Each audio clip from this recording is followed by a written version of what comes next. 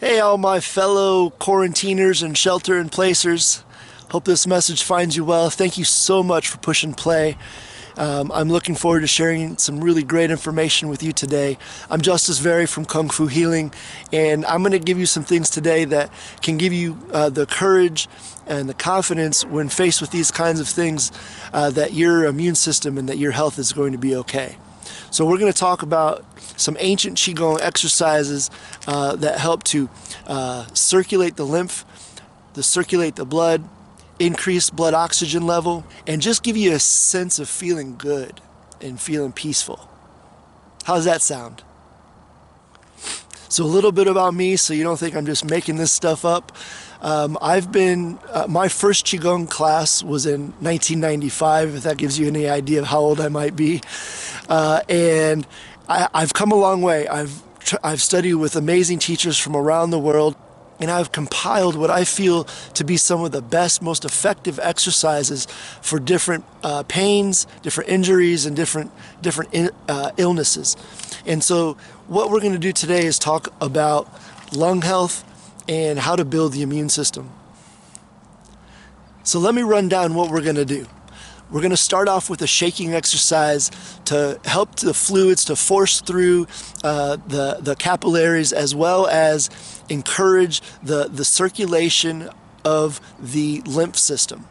We're also going to do some movements with the arms that help to really scrub the lungs, compress the lung, twist the lung, and then expand the lung. And so it's going to be a really great exercise to clear and also strengthen the power of the lung. One of the most common things that I see in clinic with my patients and with many of my students is their ability to take deep breaths. Now, a lot of people breathe so shallowly, and I believe that if you're suffering from anxiety or depression or overthinking, one of the things that you're definitely doing is breathing too shallowly. And so what we're going to do today is learn how to bring the breath deep into the lungs and help to expand the lowest part of the lung. A lot of people don't realize that the lowest part of the lung is kind of like a basement.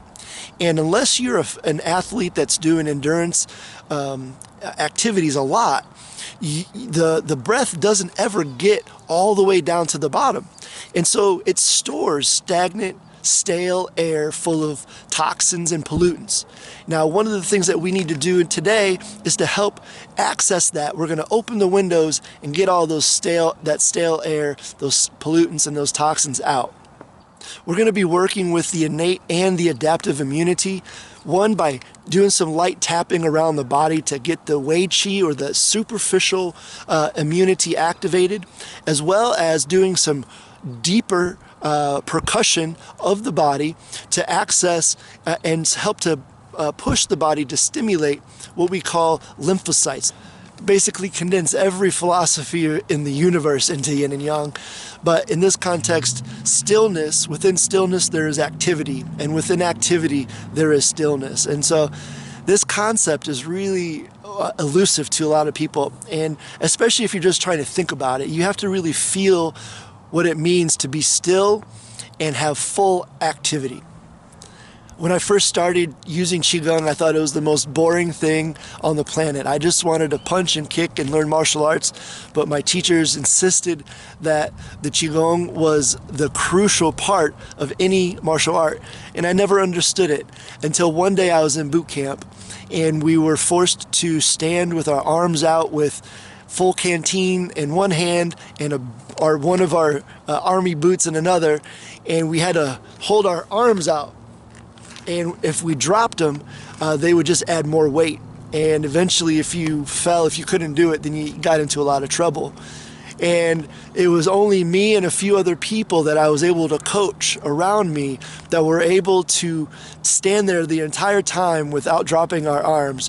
And you know, it was something that was pretty profound. I'm not the biggest dude, and to see these big guys in there, tears coming out of their eyes, bodies shaking, they just couldn't do it. And here I am, this thin dude, and kind of whistling.